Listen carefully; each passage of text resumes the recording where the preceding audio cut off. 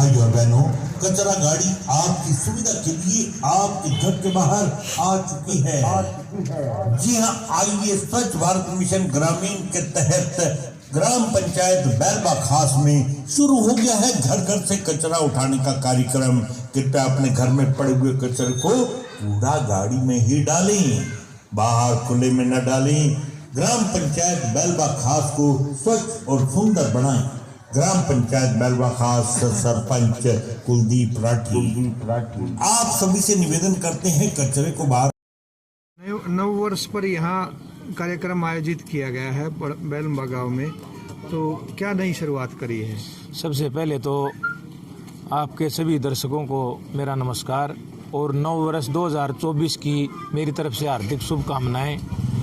और जो आज की एक शुरुआत जो यहाँ से करी है, सबसे पहले तो पूरे गांव ने मिलकर एक हवन यज्ञ किया है ताकि हमारा जो पूरा गांव है वो स्वस्थ रहे और इसमें किसी तरह की कोई खामियां ना आए, सभी फूले फलें, उसके लिए ईश्वर से कामना की है।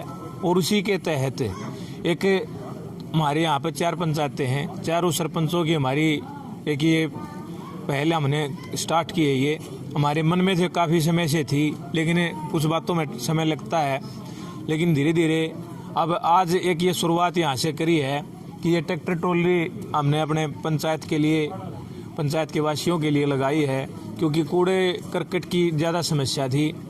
बार बार गलियों में नालियों में वो डलता था, ब्लॉकेज हो जाती थी, गंदगी फैलती थी, उससे स्वास्थ्य भी खराब होता था। तो इसको अपने कूड़ा ढोने के लिए ये ट्रैक्टर ट्रॉली घर घर जाएगी, जैसे नगर पालिका में जाती है। उसी मुहिम को मान ले गाँव में हम शुरुआत कर रहे हैं ताकि हमारा गाँव स्वस्थ रहे और साफ और निर्मल रहे।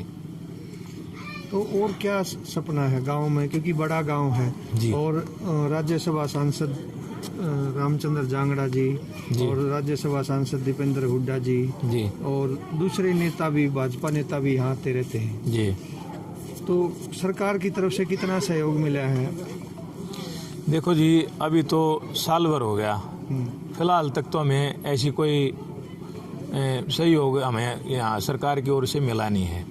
और रही बात अपने जैसे सांसदियों का भी जिक्र करा आपने, रामचंद्र जांगड़ा जी ने, उन्होंने हमारे गांव को अडॉप्ट कर रखा है। लेकिन अभी थोड़े दिन पहले ही यहाँ पे अपने दूसरी पंचायत है जो अब्बा बाबू जान है, उसमें एक चौपाड़ में तो वो दान दे के गए हैं।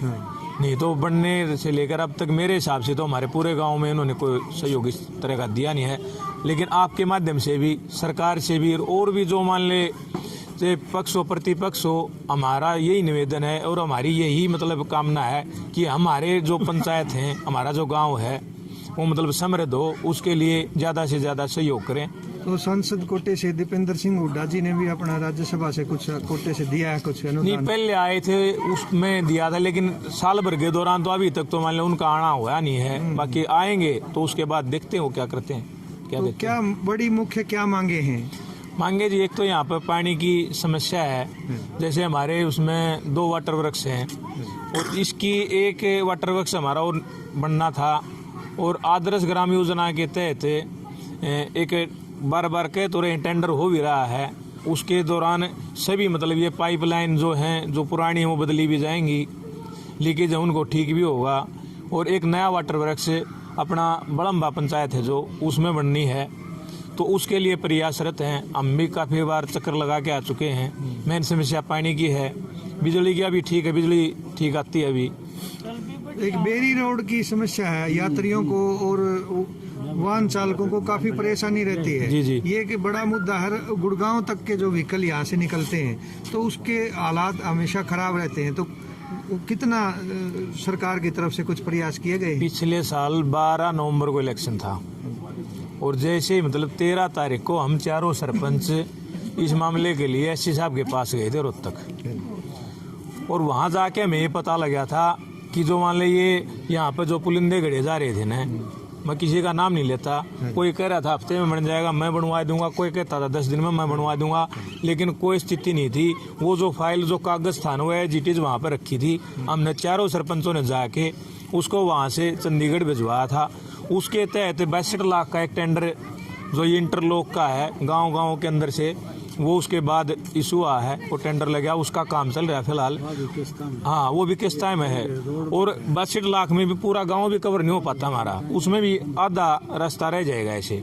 और उसके बाद कह रहे थे कि 41 करोड़ का टेंडर एक और होना है, जो महम से लेके और यहाँ आवल से आगे तक, बेरी तक उसका वो टेंडर, वो देखो अभी होता है ना, नहीं 1 साल से तो ये बात सुन रहे हैं, होगा कभी पता नहीं। सरपंच साहब, आप जन सेवा में लगे हुए हैं, तो गांव की जो समस्या है उनको बारीकी से आप जानते हैं, समझते हैं जी। तो क्या बेरी रोड का जो स्थायी समाधान क्या हो सकता है? ऐसा है जी, हमारे यहाँ पर 2 बार मान ले सरकार हमारे द्वार पे आई है। एक बार तो उप मुख्यमंत्री श्री दुष्यंत चौटाला जी आए थे, उनके सामने भी हमने जो गांव की सामूहिक समस्या थी वो सभी लिख के दी थी।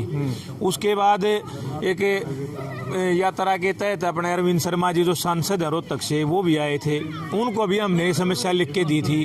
बाकी आज तक वो समस्याएं जिटीज हैं। क्या स्थायी हल हो सकता है इस समस्या का?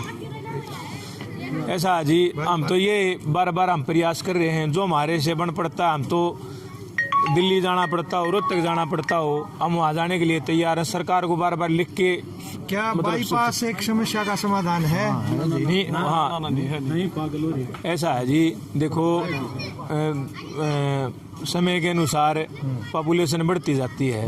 पहले आप जहाँ पर यहाँ खड़े हैं ना, पूरा गांव यहीं पर आस पास में बसता था, लेकिन जैसे जनसंख्या बढ़ती जाती है तो धीरे धीरे सभी बाहर की तरफ जा रहे हैं। लेकिन जो फिलहाल का हमारा रास्ता है ना, अगर वो सही तरह से हो जाए तो हमने बाईपास की ज़्यादा ही ज़रूरत भी नहीं है।